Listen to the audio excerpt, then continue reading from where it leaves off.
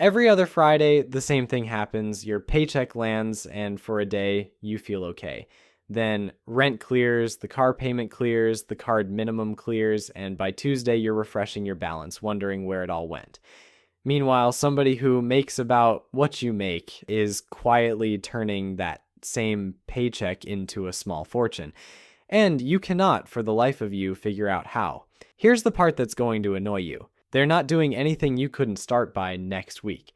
The bar to get ahead of almost everyone in this country is sitting on the floor. It comes down to 6 boring decisions. And there's one specific number, smaller than a used car, that the day you hit it quietly puts you ahead of half the people around you. My name is Nick, and I spend way too much time thinking about why some people pull ahead while everyone else runs in place. Give me 20-something minutes, and you'll walk away with all 6, ahead of the 97% who never learn them.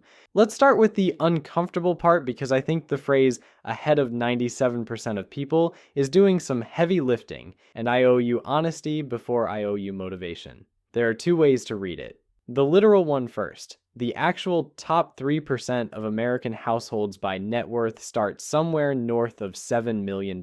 And I'm not going to stand here and promise you $7 million in the next 20 minutes, because that would make me a liar. That version takes decades and a fair bit of luck. But that's not the version that matters, because here's the thing about wealth in this country that nobody says out loud. The gap between doing absolutely nothing and doing the basics consistently is enormous, cavernous. The median American household net worth sits at roughly $215,000. Sounds like a lot, right? Until you realize that number is propped up by home equity and by people in their 60s. Strip out the houses and look at people under 40, and the picture gets bleak fast. Most people in their 20s and 30s have a net worth hovering somewhere around the cost of a decent vacation. Some of them are underwater entirely, owing more than they own. So the real bar, the one you can actually clear, isn't $7 million. It's this. Become someone who saves consistently, invests in boring index funds, and avoids the financial landmines that blow up everyone around you. Do that, and you don't just inch ahead of the pack. You lap it. Let me introduce you to a guy I'm going to call Axel, because Axel is going to be our main character today, and Axel feels behind. He's 32. He's got a job that pays fine, a car that runs, and a creeping sense every time he opens Instagram that everyone his age has figured out something he hasn't. There's a 401k enrollment form sitting in his email right now. It's been there, unopened, marked unread, for the better part of 3 years. He looks at the people with the houses and the trips and the spotless kitchens, and he assumes they know a secret. Hold on to Axel. We're going to come back to him, and where he ends up is going to surprise you. But before the 6 decisions, you need to see just how low the bar actually is. Once you do, the whole thing stops feeling impossible and starts feeling almost unfair in your favor. Here's the reality of the country you're competing with. Remember that number I promised you, the one smaller than a used car? This is it. Set aside a few $1,000s in a plain savings account, a real emergency fund, and you have already done something more than half of Americans cannot do. It's not glamorous, it's a boring number in a boring account, and it already puts you ahead of half the country. Survey after survey shows that around 37% of people couldn't cover a surprise $500 expense with cash. A $500 expense. That's a single car repair. That's a vet bill. And more than half can't cover $1,000 from savings without reaching for a credit card or borrowing from someone. It gets starker at retirement. You'd assume people in their 60s would have stockpiled a fortune. They haven't. The median retirement account balance for people approaching retirement age is shockingly low, well under what they'd need to actually stop working. A huge chunk of the country is going to reach 65 with almost nothing but Social Security and a prayer. And it's not because the country is broke on income. It's because of what people do with the income they have. The average American carries a credit card balance, finances a car payment now averaging well over $700 a month, often stretched across 6 or 7 years, and treats their checking account like a finish line instead of a starting line. Money comes in, money goes right back out, and nothing gets left behind to grow. That's not a wealth problem. It's a leak problem, and leaks, unlike incomes, you can actually fix. And I want to be really clear about something because there's one rule I won't break in this video. I'm not telling you any of this so you can feel superior to these people, and neither should you. These aren't dumb people. They're teachers and nurses and warehouse workers who were never taught any of this. Nobody sat them down at 22 and explained compound interest. The school system taught them the mitochondria is the powerhouse of the cell, and then released them into a world engineered to separate them from their money. Nobody ever handed them a map. So, if any of this has been you, it was never a character flaw. Hold on to that because we are coming back to it. So if the bar's on the floor, why does getting ahead feel so impossible? Why is everyone, including people who make great money, still struggling? Here's the trap, and it's the most important thing I'll tell you all day. Income is not wealth. Let me say that again because it's the single most misunderstood idea in personal finance. Income is not wealth. I want you to meet a second character. We'll call him Julian. Julian makes way more than Axel, like double. So Julian has the truck, the boat, the watch, the house with the kitchen island the size of a twin bed. If you saw Julian at a barbecue, you'd assume Julian had won the game. But Julian is, in the most technical financial sense, broke. Every dollar Julian earns has a job to do before it even lands in his account. The truck payment, the boat payment, the mortgage on the house he bought to look successful, the lifestyle that expands to swallow every raise he's ever gotten. Julian is one missed paycheck away from the whole thing folding like a card table. Julian doesn't own his stuff owns him. This is what economists politely call lifestyle inflation, the quiet killer of wealth in this country. You get a raise and instead of investing the difference, you upgrade. Bigger apartment, nicer car, fancier groceries, and 6 months later, you feel exactly as broke as you did before, just with more expensive problems. You didn't escape the rat race. You just bought the rat a nicer wheel. The treadmill speeds up to match your legs every single time, and the worst part is you paid extra for the upgrade. But here's where it gets really interesting, and by interesting, I mean a little bit tragic. Even the people who do invest, who do try to build wealth, find a brand new way to sabotage themselves, and the data on this is brutal. A research firm has tracked investor behavior for decades and found the average investor consistently earns several percentage points less than the very funds they're invested in. Read that again. They own the fund goes up, and somehow they personally make less than the fund made. How? Well, because they panic. The market dips, they sell. The market's been hot for a while, they pile in at the top. They buy high and sell low over and over because they let their stomach do the trading. And your stomach is the single worst financial advisor on the planet. It treats the stock market like a Ouija board, hands trembling over the screen, asking it whether today is the day it finally ruins them. Spoiler, the stomach has never once been right.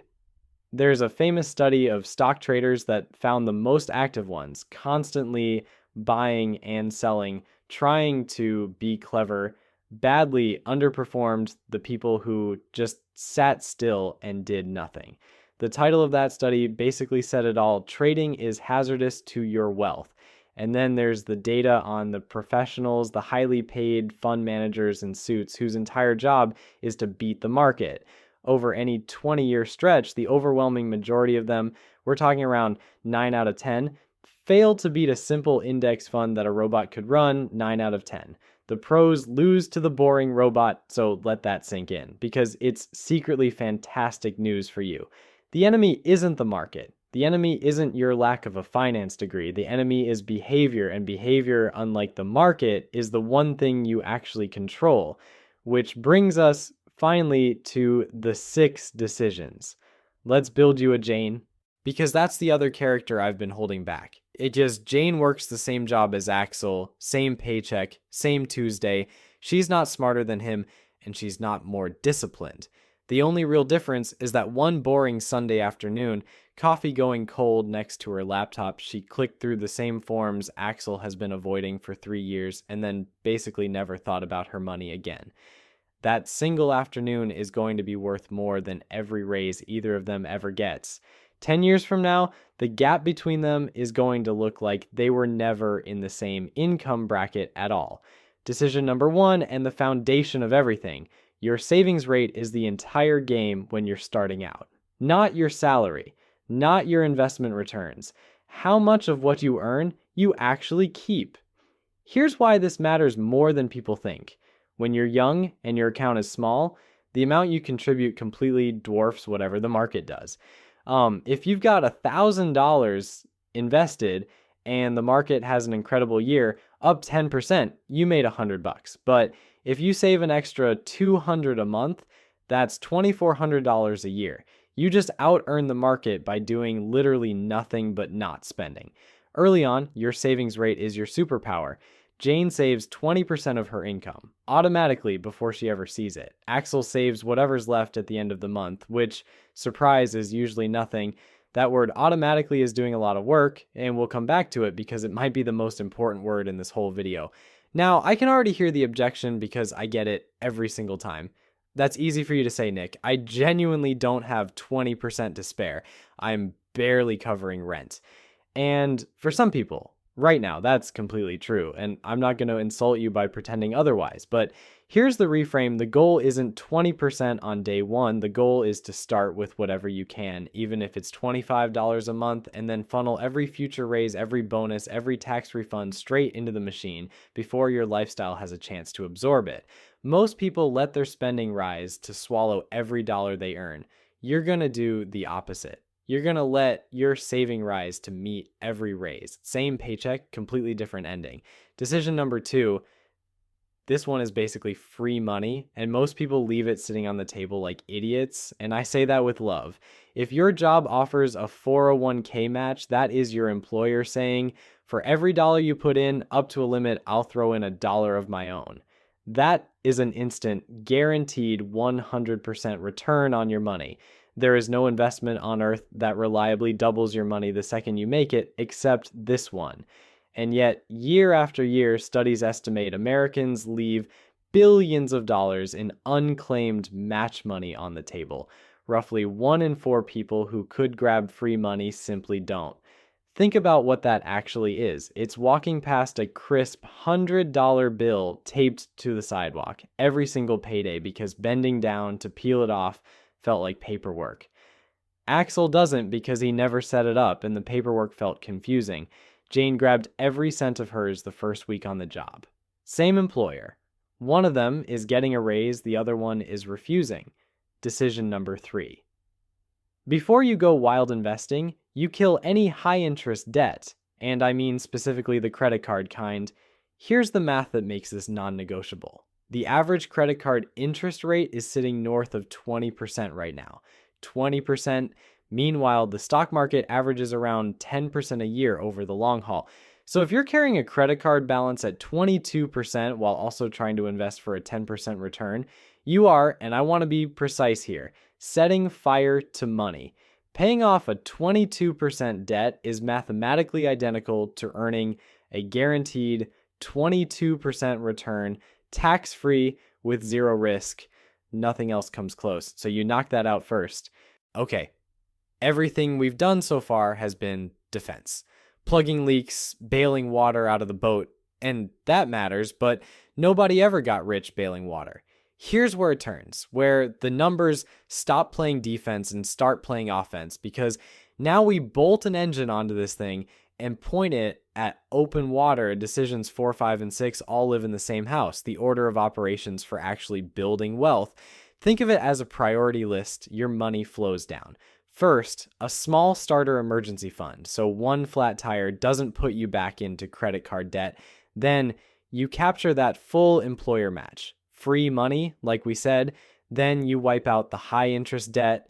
Then, and this is decision 4, you open a Roth IRA, the account everyone agrees you should have and almost nobody actually opens. A Roth is a beautiful little thing.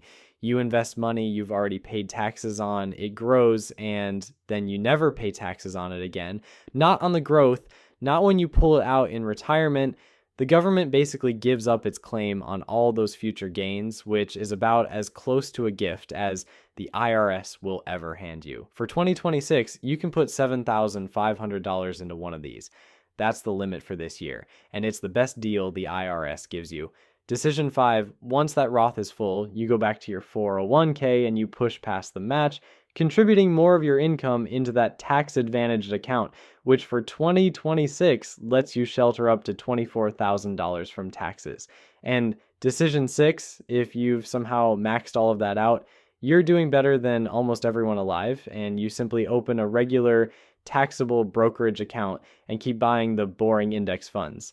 That's the whole staircase. Match, debt, Roth, max the 401k, then taxable. Most people never even find the first step. Now, here's where I deliver on the promise I made at the start, the math that makes all this discipline worth it. I can tell you to save and invest until I'm blue in the face, but numbers are what actually change behavior. So let me show you some math that should change how you see every dollar you spend. Let's say you're 25 years old and you invest just $200 a month, not a fortune. Less than a lot of people spend on takeout. You put that $200 a month into a basic index fund and you do nothing else. No fancy timing, no stock picking. You just keep buying. At the market's long run average of around 10% a year, by the time you're 65, you will have approximately $1.2 million from $200 a month. You personally will have contributed under $100,000 of your own dollars over those 40 years. The other 1.1 million, that's compound interest doing the heavy lifting while you sleep.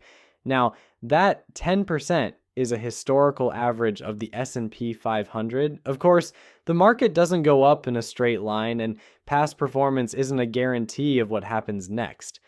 Bump it to $500 a month starting at 25, and that number balloons to over $3 million by 65. $3 million. On a contribution most people could hit if they just stopped financing a brand new car every 5 years. But here is the single most important number in this entire video, and I need you to really feel it. The cost of waiting. Watch what happens if Axel waits.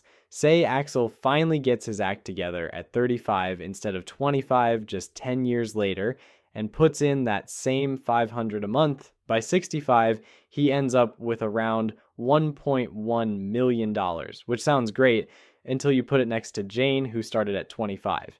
Jane has over $3 million, so a 10-year head start on the exact same monthly contribution is worth roughly $2 million. $2 million. Axel didn't contribute $2 million less. He contributed $60,000 less, but because he stole 10 years from compound interest, the gap explodes to $2 million. That is the most expensive procrastination in the world. Every year you wait isn't a small loss, it's a catastrophic one, and it gets worse the longer you stall. And I know start now sounds like the most generic advice on the planet, the kind of thing printed on a motivational mug, but run the numbers and it stops being a platitude. Each year you delay in your 20s isn't worth 1 year of contributions later, it's worth 3 to 5 years of them. Because the dollars you invest youngest compound the longest, which makes them worth wildly more than the dollars you invest at 50. Your earliest dollars are your most powerful dollars. You will never again get to invest a dollar as valuable as the one you can invest this week. And one quick thing while we're in the engine room, because it's a hidden leak that drains fortunes. The fund you buy matters, specifically its fee. If you buy a cheap index fund, you might pay 0.03% in fees. If you buy some actively managed fund your bank pushes on you, you might pay a full 1% or more. Sounds tiny, right? 1%. Over 30 years on a growing balance, that 1% fee can quietly eat north of $200,000 out of your final number. For doing worse than the cheap fund, it's like hiring a valet specifically to dent your car and then tipping him for it. You're paying a premium for a worse result. So you keep your fees on the floor and you let the boring fund win. Okay, take a breath. I want to step back from the numbers for a second because the math can make you miss the bigger thing. If you've been sitting there this whole time feeling a low hum of panic, feeling like you started too late, like everyone's ahead of you, like you've already blown it, I need you to hear this part especially. You are not behind. You've been playing a game where nobody ever told you the rules, and somehow you've been blaming yourself for losing it. That's not a personal failing. That's a setup. And here's the proof that the bar is genuinely reachable, not just in theory. There's a massive study of over 10,000 actual American millionaires, and the findings demolish basically everything pop culture tells you about who gets rich. The overwhelming majority of them, around 8 in 10, did not inherit their money. They built it. Their top professions weren't celebrities or tech founders. They were engineers, accountants, and teachers, like people on ordinary salaries. And the number one way they got there, boring, consistent investing in their workplace retirement account over a long period of time. That's it. They didn't time the market. They didn't find a secret. They just made the boring decisions early and let time do the rest. That's the whole thing. The latter out of the 97% isn't hidden. It's just boring, and boring doesn't trend on social media.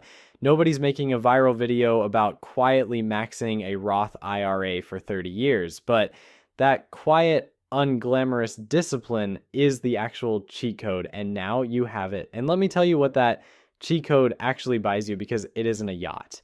It's quieter than that, and honestly, it's better. It's opening your banking app without your stomach dropping. It's your car making a horrible noise and you thinking annoying instead of catastrophe.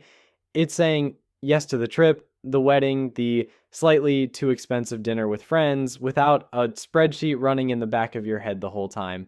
It's looking at a job you've outgrown and knowing you could walk away if you had to, because you've built a cushion that gives you the one thing money is actually for: options. That's what being ahead of 97% really feels like. Not a flashy life, a calm one. And it is so much more within reach than the people selling you stuff want you to believe. And look, if any of this lit something up in you, if you're the kind of person who wants to actually do this instead of just watch a video about it and forget by dinner, that's exactly why I built a school community for people doing this together. It's the spot where folks trade what's working, ask the dumb questions without feeling judged, and keep each other from sliding back into Axel mode. The link's down below if you want in. No pressure, no pitch. Just a room full of people climbing the same boring, beautiful ladder. I'd love to have you. So let's finally check back in on Axel and Jane, because I promised you their ending, and the contrast is the whole point. Same job, same paycheck, same Tuesday, all those years ago. Like, I was 10 years later, here's the scoreboard. Jane set everything up on autopilot in her first month and basically never thought about it again. Her savings came out automatically, her match got captured automatically, her index funds got bought automatically. She wasn't more disciplined than Axel day to day. She was just smart enough to remove herself from the equation. She made the decision once, and then automation made it for her every month after. That's the secret weapon of every quiet millionaire. They make the choice a single time, and then they take their own willpower out of the picture entirely. Axel, meanwhile, kept waiting for the right moment. He was going to start investing when he got the next raise, when things calmed down, when he felt more sure. He kept paying the minimum on a credit card, and that 401k enrollment form, the one sitting in his inbox, still unread, still marked unopened year after year, always something he'd handle this weekend. 10 years of weekends came and went the way they always do. Axel isn't lazy, Axel isn't stupid, Axel is most people. He just never made the boring decisions, and the boring decisions are the entire ball game. Here's the good news, and it's the note I want to leave you on. You get to decide which one you are starting today. Not next paycheck, not next year, today. Because we just did the math on what waiting costs, and it is savage. You don't need a higher salary. You don't need to understand the bond market or read a single earnings report. You automate a small amount into a cheap index fund, grab your free match, kill your high interest debt, and then have the almost superhuman patience to do nothing while compound interest quietly makes you wealthy. That's it. That's the thing. 97% of people never do.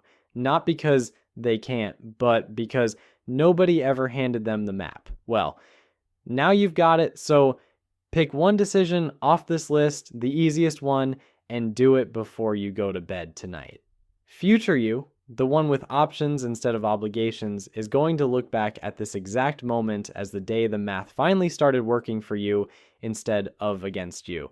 And if you want company on the climb, you know where to find me. I'll see you there.